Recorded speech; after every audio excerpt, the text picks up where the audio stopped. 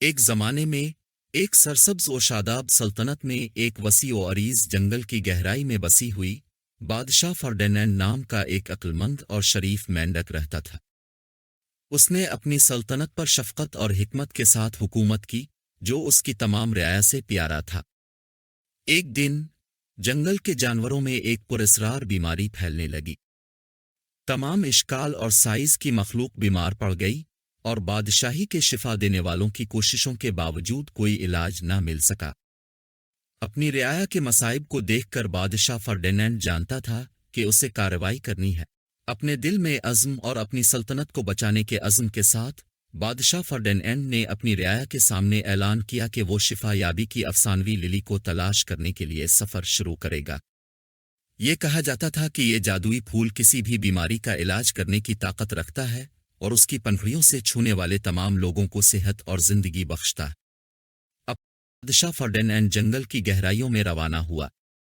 یہ سفر خطرناک تھا، غدار خطوں اور نامعلوم خطرات سے بھرا ہوا تھا، لیکن نڈر بادشاہ نے اپنی بادشاہت کو بچانے کے لیے اپنے اٹل عزم کی رہنمائی کرتے ہوئے آگے بڑھا۔ راستے میں کنگ فرڈینینڈ اور سر ہوپر کو بہت سی رکاوٹوں کا سامنا کرنا پڑا۔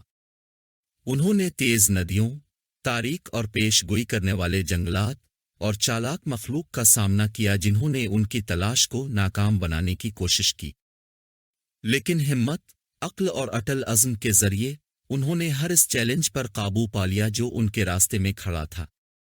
آخر کار کئی دنوں کے انتھک سفر کے بعد کنگ فرڈینینڈ آسمانی روشنی میں نہائے ہوئے کلیئرنگ سے ٹھوکر کھا گئے۔ وہاں صاف کرنے کے مرکز میں شفا یابی کی افسانوی للی کھلی، اس کی پنکھڑیاں ایک چمکدار چمک کے ساتھ چمک رہی ہیں۔ کانپتے ہاتھوں کے ساتھ بادشاہ فرڈینینڈ نے قیمتی پھول چھین لیا، اسے اپنے جالے والے ہاتھوں میں نرمی سے گود لیا۔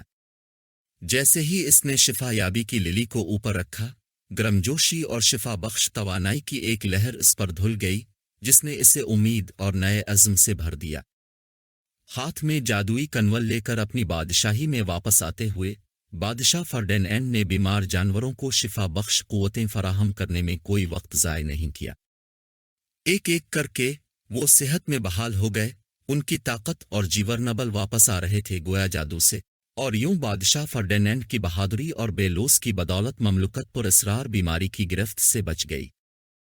جانوروں نے خوشی کا اظہار کیا، ان کا شکریہ ادا کیا جب انہوں نے اپنے عظیم بادشاہ کو ہیرو کے طور پر سراہا تھا۔ اور جہاں تک کنگ فرڈینینڈ کا تعلق ہے، اس کا افسانہ آنے والی نسلوں تک زندہ رہا، جو کہ ہمت، ہمدردی اور مصیبت کے وقت اٹل عزم کی ایک روشن مثال ہے۔